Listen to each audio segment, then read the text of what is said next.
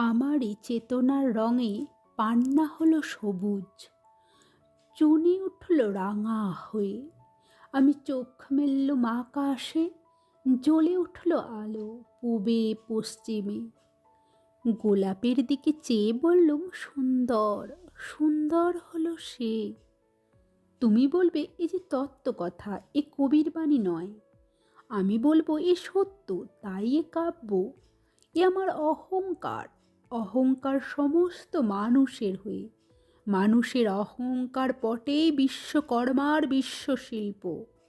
তত্ত্বজ্ঞানী জপ করছেন নিঃশ্বাসে প্রশ্বাসে, না না না, না পান্না, না চুনি, না আলো, না গোলাপ, না আমি, না তুমি।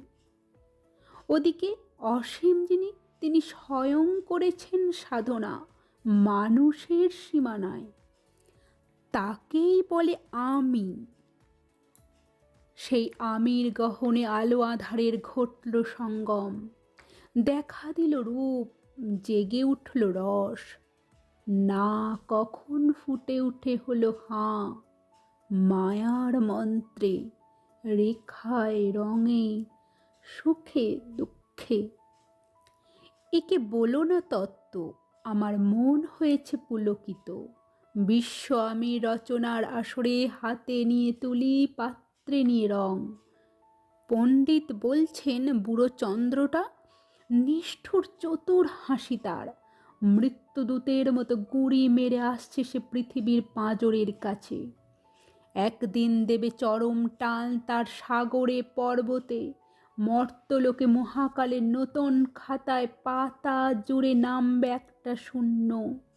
গিলে ফেলবে দিন রাতের জমা খরচ। মানুষের কীর্তি হারাবে অমরতার ভান। তার ইতিহাসে লেপে দেবে অনন্ত রাত্রির কালি। মানুষের যাবার দিনের চোখ বিশ্ব থেকে নিকিয়ে নেবে রং। মানুষের যাবার দিনের মন ছানিয়ে নেবে রস। শক্তির কম্পন চলবে আকাশে আকাশে, জ্বলবে না কোথাও আলো। বীণাহীন সভায় যন্ত্রীর আঙুল নাচবে, বাজবে না সুর। সেদিন কবিত্বহীন বিধাতা একা রবেন বসে নীলিমাহীন আকাশে, ব্যক্তিত্ব হারা অস্তিত্বের গণিত তত্ত্ব নিয়ে। তখন বিরাট বিশ্বভুবনে দূরে দূরন্তে অনন্ত অসংখ্য লোকে লোকান্তরে এ বাণী ধ্বনিত হবে না কোনোখানেই, তুমি সুন্দর, আমি ভালোবাসি। বিধাতা কি আবার বসবেন সাধনা করতে যুগ যুগান্তর ধরে?